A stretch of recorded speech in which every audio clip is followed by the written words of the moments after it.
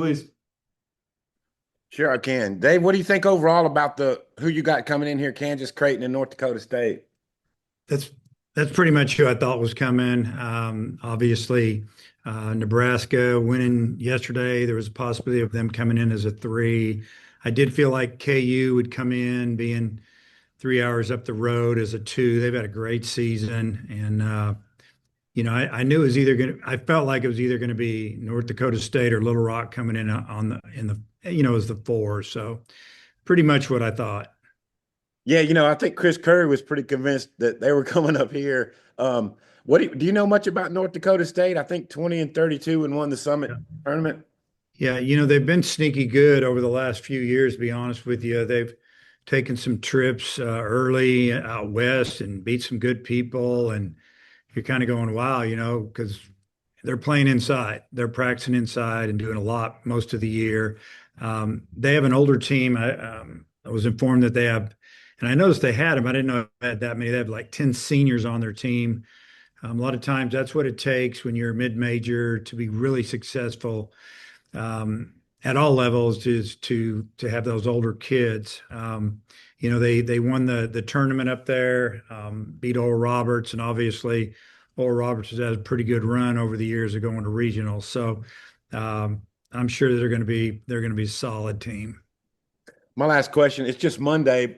So I guess there's going to be a lot of conversations about who will start on the weekend and what slot, where you slot them at. Yeah. Yeah, we pretty much know who we're going to pitch, but we're not going to announce it yet. And Matt, go ahead. Matt Byrne, go ahead. Yeah, yeah. Hey, Dave. Saw you guys run that first afternoon game. I mean, what do you think of that? And do you prefer to have that earlier slot? Yeah, I like the earlier slot. Don't have to wait around all day. They could get into a bind if, say, the first game gets in and, you're playing the night game and all of a sudden weather rolls in and you don't get to play, makes it rough. Yeah, just I like playing the first game. And then I guess what does the practice and rest schedule look like for the next few days? Well, they've already rested up a little bit. They rested up Saturday. We had a light workout yesterday. Today is pretty much on their own. That's why we worked out yesterday, so we could, take today a little bit lightly as far as teamwork, and that way as we could look over our opponents and try to get familiar with them as best we can and free them up a little bit. I mean, we've been together as a team watching the show and talked a little bit before, and then we'll work out tomorrow around midday. And obviously, it looks like we'll be inside. Wednesday looks better, probably around the same time. And then Thursday, I think we're the first practice time, 10 o'clock or so. Weather's not looking great on Thursday, so it could be an indoor situation again. And then, the weekend looks really good weather-wise. Hopefully that'll hold. And then I guess last one for me. I mean, what was kind of the demeanor of the team from what you saw after they got announced, being around them for the past hour or so? Oh, I would say just kind of what they kind of show all the time. Calmly excited and ready to play somebody and get this thing going. Dudley, go ahead. Coach, just talk a little bit about how good the SEC was this year and how it kind of prepares you to go into this. Yeah, the SEC was really strong, really almost from top to bottom for the most part. It was just a league with pitching after good pitching, and it's like that you really never got a weekend off from facing some pretty good arms, bullpen arms, secondary stuff. Hard to hit in the league. You'd have a day or two where you hit really well. And you look at the SEC tournament down the stretch, there wasn't a lot of runs scored, and wind really wasn't blowing in, it wasn't blowing out. Park's a little bigger, but the pitching was pretty dominant, is what I saw. There's always the superstar athletes, but there's a lot of solid teams with just really good players. And now that you have the opportunity to jump around, bounce around, you got kids coming from other leagues that were really good in their league. Now they're in the SEC, ACC. It just made the team stronger. It probably made them older.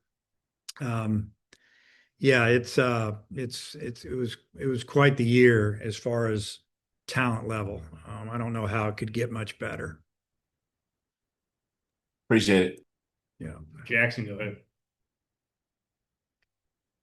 Hey Dave, all three teams that you guys got coming in here have some common opponents like TCU, Kansas State. I think North Dakota State even went to LSU. Does that make scouting any easier? Does it have any impact at all? Well, it just gives you more to go on. I don't know if it makes it easier. I think, just like North Dakota going down to Baton Rouge, it shows you that they're not scared. He knew he had older players and he thought it would help them, whether they win or lose, get better and play in a tough environment. I'm sure they're using that now, saying, hey, we played in Baton Rouge. Fayetteville's not going to be an issue. But if they'd never seen that, it can be an issue for a while anyway. So, yeah, I mean that's why we're do the best we can to find out as much as we can about our opponents. But at the same time, it really boils down that we just do what we do well, and if we do that, we got a chance to win it. Coach Fitzgerald at Kansas has been in a neighboring state with you for a while now, from DBU and LSU, really before he was at Kansas. Any relationship with him there? A little bit, just when he was at DBU, out on the road a little bit, but mostly our assistants know him. Nate Thompson knows him real well, and yeah, just he's done a great job. He's a great coach there. He's done a tremendous job at KU. When he got that job, he went in there and just really elevated the program. And he did it by probably the way he runs the program, but at the same time, he elevated the talent level. And they've had a great year. 20 wins in the Big 12 plus a couple wins in I think the tournament. So they're going to be good. But the team you can't look past is Creighton. I mean, they got in over a couple of teams that were projected to possibly get in because they beat them straight up. And they've always played great defense. They've always pitched well, and they don't beat themselves. And it's their head coach's last year. He's retiring this year, and it'll be. I'm sure they're going to play extremely hard. Thanks, Dave. Hutch, go ahead. Yeah, Dave, Kansas has a couple of your former players on that team. I'm just wondering, in this day and age, is that almost like commonplace now? And what do you remember about, Michael Brooks as a guy that starts for them? What do you see from him? Well, Michael's a good defender that came in out of high school, and we had some good infielders, and it didn't go well for him in the fall. We knew he'd end up being a pretty good player. I think he transferred to another Division I, and now he's there. Been there a couple of years, and just a solid player. Enjoyed having him in here that fall, and yeah, I mean it's very common that you're going to play somebody or run into somebody with a player or two that's been in your program, especially nowadays. It just if things don't go well or you just don't see yourself playing right away, they can move. And I know you don't want to look beyond this regional, but were you surprised at all that they paired you with the Tennessee regional? No, not at all. Just there's a lot of SEC teams in there, and we figured we'd probably be matched up with one of them. Christina, go ahead.